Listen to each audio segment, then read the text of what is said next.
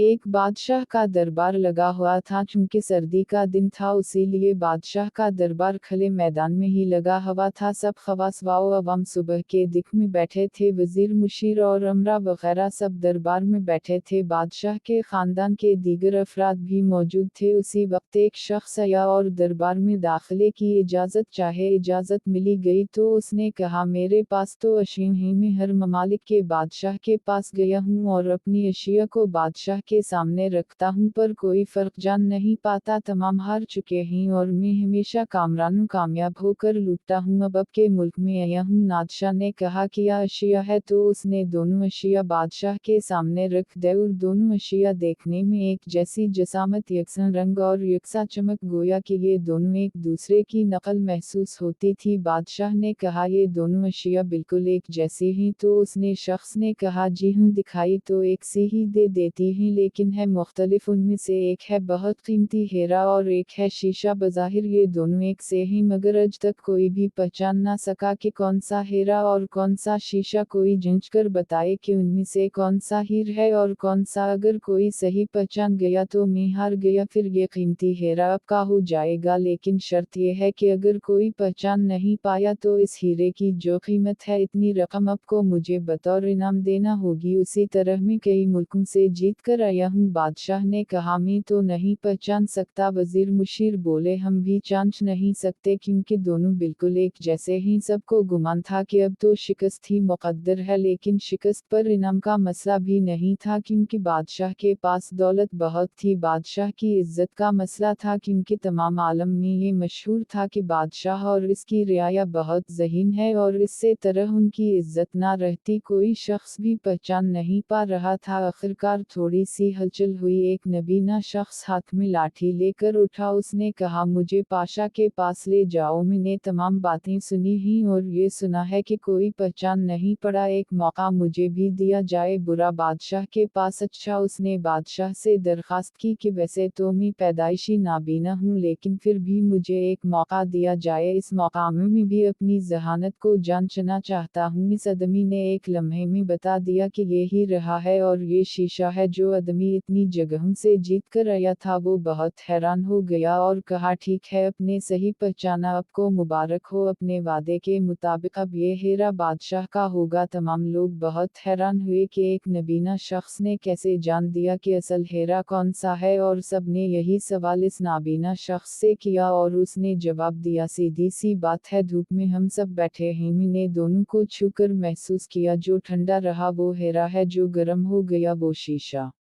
सबक उसी तरह जिंदगी में जो शख्स सख्त और मुश्किल हालात में गर्म हो जाए और हालात का सामना ना कर सके, शीशे की मानिंद है, और जो मुश्किलात में ठंडे मिजाज और सब्र से काम ले वो हीरा की मानिंद है।